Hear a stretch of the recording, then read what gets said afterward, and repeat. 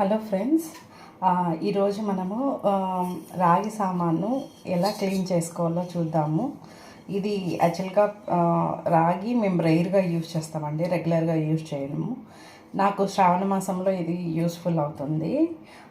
So దీన్ని clean చేసుకోవాలా అని అనుకుంటున్నాను.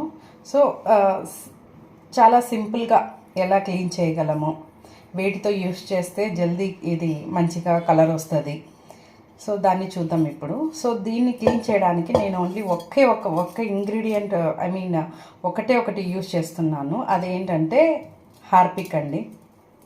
చూస్తున్నారా, అది చూడొచ్చు,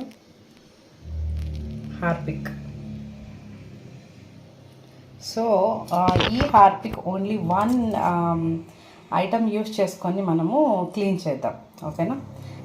మనకు కావాల్సింది ఒక స్క్రబ్బర్ అండి, ఒక స్క్రబ్బర్ కావాలి. సో మనం ఇక్కడ హార్పిక్ ఇలా తీసుకునేసి క్లీన్ చేద్దాం. మనం చూద్దామండి డిఫరెన్స్. ఓన్లీ ఒక ఏరియా మాత్రమే నేను క్లీన్ చేస్తాను.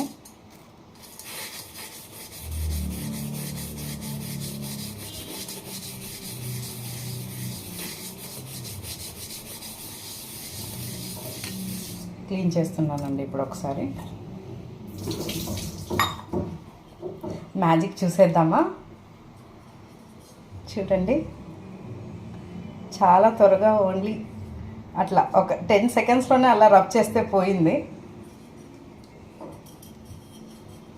ఈ విధంగా అండి, జస్ట్ ఒక్క ఐటమ్తో హార్పిక్తో జస్ట్ ఒక 10 సెకండ్స్ అలా మొత్తం రబ్ చేసి అట్లా క్లీన్ చేసేసామంటే రాగి వస్తువులు కానీ ఇత్తడి వస్తువులు కానీ తలతలా మెరుస్తాయండి.